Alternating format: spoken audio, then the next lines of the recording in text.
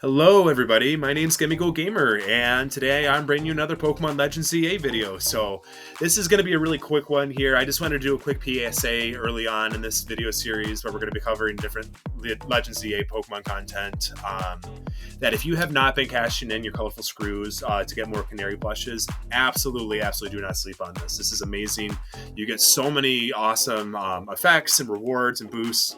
So I would absolutely recommend going and cashing in as soon as possible, especially if you're somebody who's still playing through the campaign and want to get through it with a little bit more ease or just come out with some more money at the end. I absolutely recommend you capitalizing on this. So we're going to talk about a number of different things. I'll go ahead and talk about all the different effects, and I'll link a screenshot too of all the information there.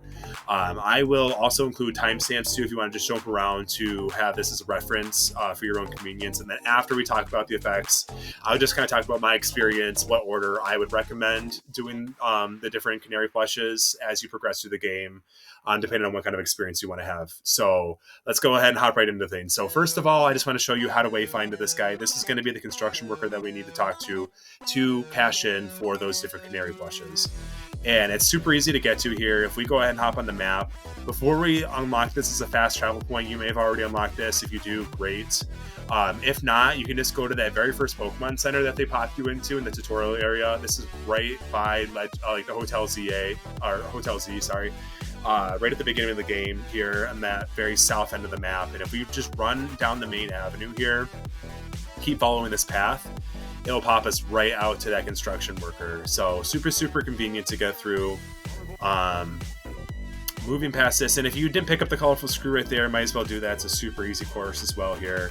And we can go ahead and talk to this guy, and right at the beginning of the game here, the second they set you free, it takes about a half an hour to an hour depending on how fast you get through like the beginning tutorial section before you get total freedom. And you have basically total freedom to go and try to find a bunch of these colorful screws. It won't be until a little bit later in the game where you unlock some more parkour features. At that point, you'll be able to have greater access and be able to get the rest of the screws here. And so that'll be pretty awesome. So here on screen now, I'm going to be putting that screenshot. This is from Cerebi.net. And again, I'll put a link in the description below if you want to take a look at this yourself.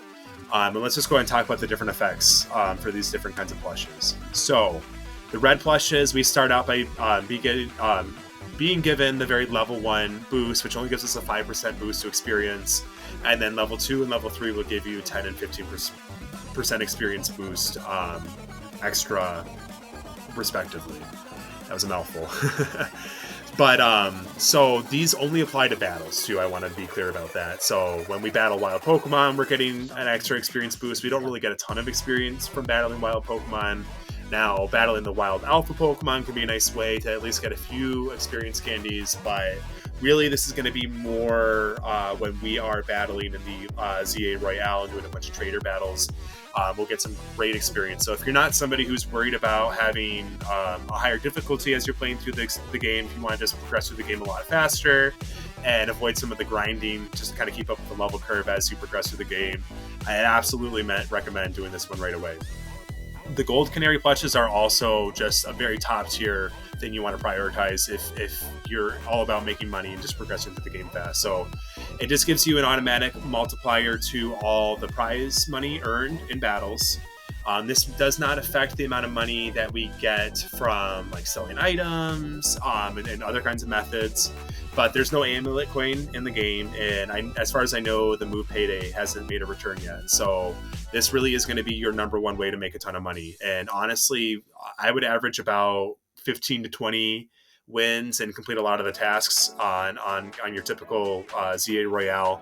I'm only C rank now. I'm still playing through the game myself, and even then I get about 150 to 200,000 Pokecoins per run, only because I have this maxed out, and that just feels incredible to get so much money so fast, get all the balls you need, get any other kind of items you might want to have access to. The pink Canari plushes are another one that I really like. Now, this isn't one that you necessarily have to max out right away, but I would recommend at least getting one level on it just to get a little bit of a boost, because for all those mega crystals that you're finding all around the world, this is going to give you a significant boost. You can see the effects here. The final level is absolutely broken, but the thing you have to be careful about with this is that you are capped down your inventory space for only having 999 crystals at one time. And you have to be very, very careful about this. I was actually completely full and was just wasting a bunch of time and energy breaking crystals, not even realizing that I was capped out before I even had access to where you can talk to an NPC that will actually let you cash in for different prizes. Now, I don't want to spoil too much. I'll let you go ahead and discover that for yourselves if you're at that point in the game. We're actually going to be doing another video talking about those mega crystals coming up next. So I'm super excited to talk a little bit more about that, but definitely don't sleep on that one as well. Now, the green Canari plush is one that I think you could definitely skip altogether here. This basically reduces the chance you are to black out when you see like the borders. This is very similar to like the system that we had in Pokemon Legends Arceus, where the more damage you take, you get more of a dark border around your screen. And if it goes red and you take another hit, then you're going to black out and go back to the Poke Center. So this is kind of reduces the chance of that. I personally feel like all the Mega Battles I've done so far have been super, super easy. I think the most trouble I had was against the Bayonet, and it kept teleporting, and it was like really annoying.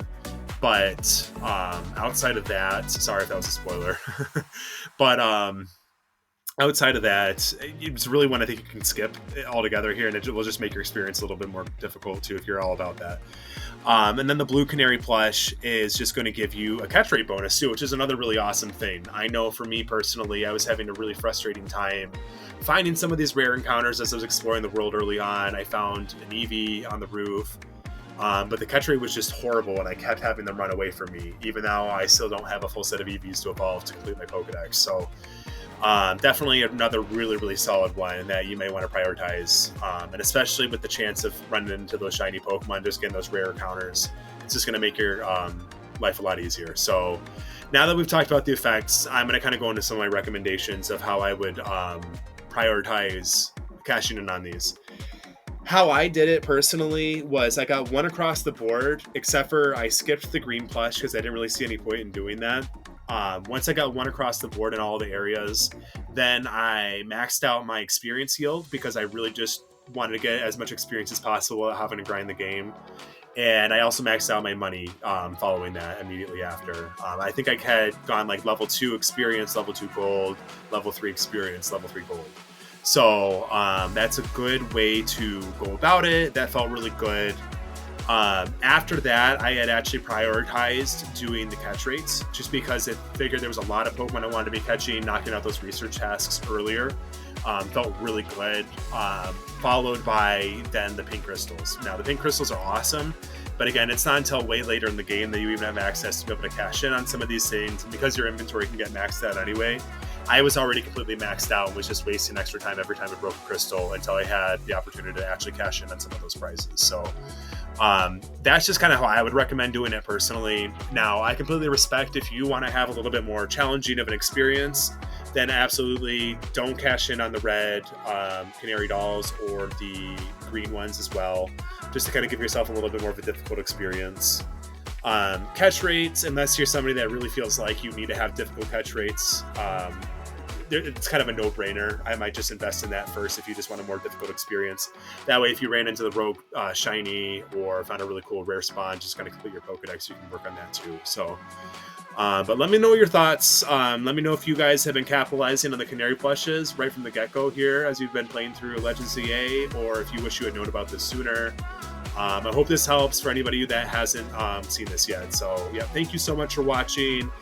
More guides coming out soon. Super, super excited to be covering these Legends ZA content. And with that, I am going to sign out.